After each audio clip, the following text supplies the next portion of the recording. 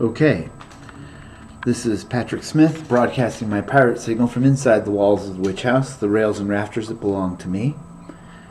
Well, kiddies, I'm not gonna lie, man. It's been a rough couple of months. You know how they always do that?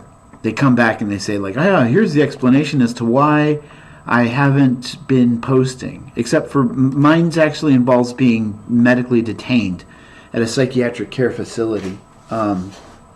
Which, I don't know, I'm probably not the only one who had that. I do feel that it was unethical.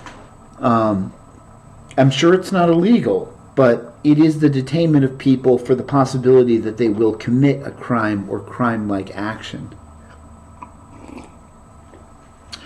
It's not a good look. Can we still use that phrase, unironically? It's a violation of personal rights, and let's face it, sometimes it's abused for financial reasoning. And I think even when it isn't abused for financial reasoning, it's actually still a factor in their decision making. And it shouldn't be, because it has nothing to do with the care of the patient.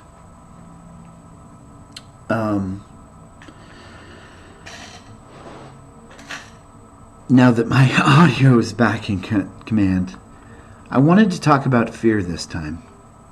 No, I wanted to show my fear. My fear has earned a lot of my respect. It is dangerous and powerful. And frankly, I owe it more respect. So what I'm going to try and do today, if I can pull it off, is to really dig into my fear. Sort of talk about what's going on with all of that. Maybe relate it to BDSM. We'll see. Of course, I'm going to relate it to BDSM. I relate everything to BDSM. Because BDSM is one of those fundamental experiences of life. That point of inflection where pleasure becomes pain. Everyone knows that. Everyone can relate to each other on that single point. Because there is no culture on earth that does not respect that moment, that point of inflection.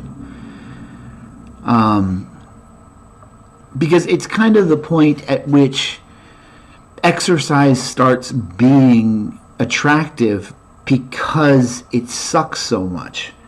When doing the hard things actually becomes what you want to do. And that is a very common trait of heroes. Not only heroes, of course. You'll actually find that to be a common trait of villains as well. But I dare say there is no human culture on earth that does not respect that moment, that point. Whatever you want to call it. Now I'm settled in, I have my warm tea. And I suppose the first thing to talk about is the cold. It's been cold here lately. Arctic gusts of air coming straight down from the North Pole. Great air masses moving through. And they're hard. They're hard to survive. My own apartment is inadequately insulated, or maybe I should say I haven't secured it sufficiently. Because let's face facts, a big part of the reason that this place is so cold at night is that I'm not taking care of it. But another part of it is that it's just not very well built. This is a housing project. I never really understood what that meant until I finally got the idea that it's a giant industrial piece of crapped out shit that is designed to house humanity. I mean, obviously it's designed to house humanity, but you gotta understand, for most people, for most living situations, it means more than that. A home is more than just a place to house people. And here, it's not. That's all it is, a place to house people. I don't mind that too much, honestly. I mean, my needs are very light. I hope. And I'm a fool if they're not.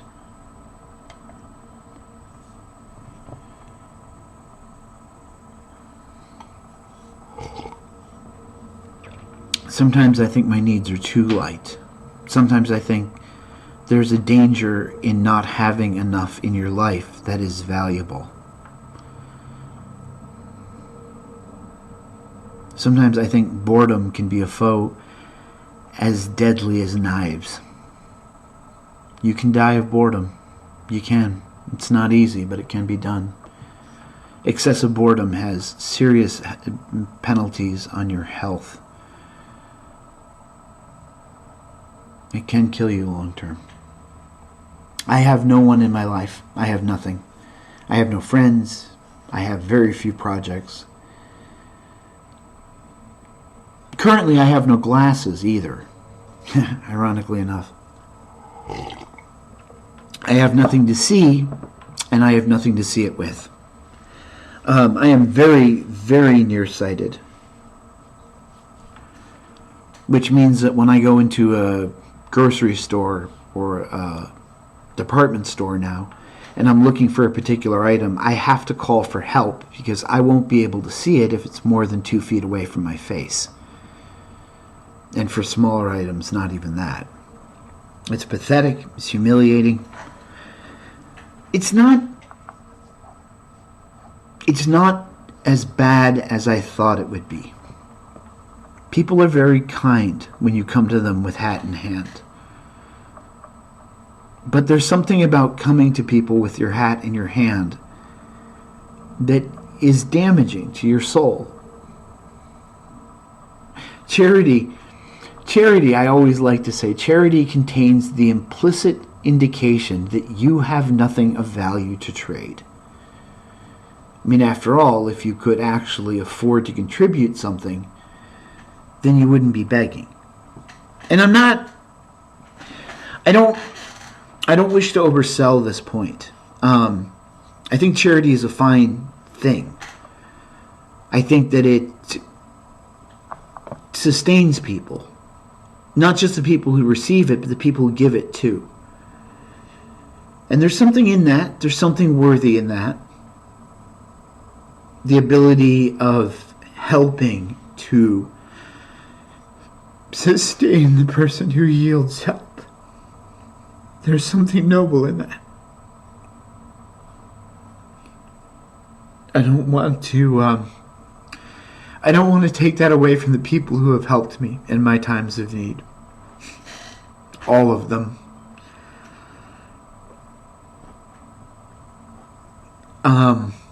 And it's better than starving to death. I say that under any circumstances. I live on the kindness and charity of others. And I do not mistake what that means. Because one of the things that it means is that I am of no value. And that bothers me. It should bother me. It does bother me. There's no one who depends on me. There's no one who relies on me. There's no one who profits off my skills or works with me to build something greater. I am no one. I am nothing. It's not a good way to live. It just isn't. So where do I get to the fear in all this? Well, it's the fear of falling off. Just falling off the map.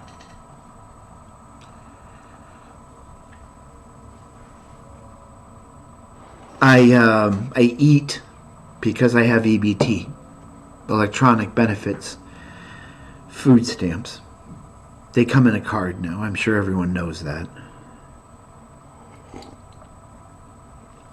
A little digital credit card. Well, what if I lose mine? What if I can't find the number to get it replaced? Or what if there's some piece of paperwork that I can't get until the bank's open, say in 2 days, because it's a weekend? And now I have nothing to eat for the next 72 hours. This is a real possibility for me. I'm concerned that my apartment is not warm enough to sustain my life throughout the night. I don't know if that's a realistic concern. I doubt it is, but I think that my apartment is colder than it should be. And I am concerned about the long-term effects on my health, to say nothing of my diet, which is atrocious. The amount of sodium I'm pumping into my system is toxic. Grace to God, I haven't had a heart attack yet. And I hate to sound like an old man, but I am an old man. I'm not a kid anymore. I had to wrap my head around the idea that I could be a father. For some reason, something I was working through, I had to acknowledge that possibility to myself. Not that I could be a father. I haven't had sex with anyone since I finished up being abused as a child. Which doesn't mean that I don't have a child. It's just that if I did, they would be an adult by now. I hope. I'm also forced to re-examine the possibility that things have happened that I simply don't remember. Programming to be invoked. Unlikely, particularly later on in life, when I got better at tearing apart my own mind and putting it back together. But definitely possible.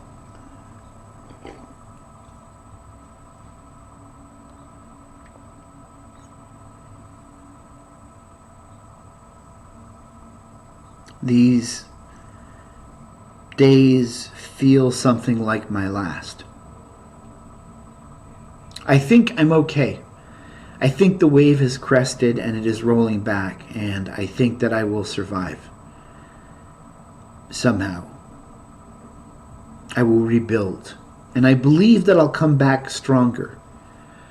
I believe that these videos will be a part of that. But I can feel how close I came to simply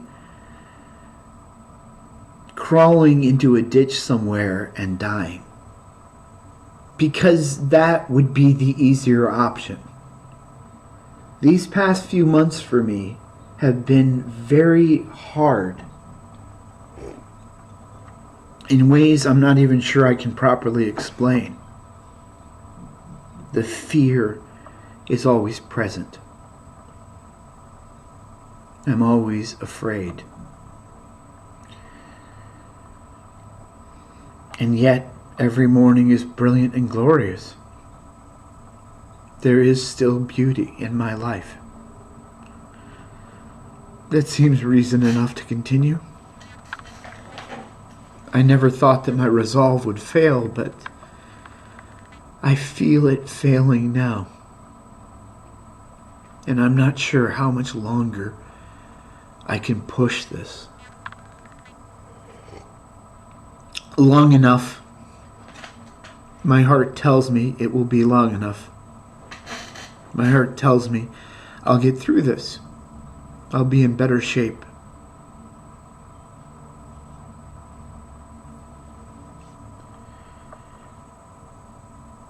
That I have a future. And sometimes I don't remember why I want it so badly. I do have faith in the morning. That the morning will come. It just seems sometimes you have to wonder if the cost was worth it. That's fear, you know? Not grief about the cost that has been paid, but fear of the cost yet to come. So I think that's enough, and I'm taking a break. 2 or 3 months. Probably not more.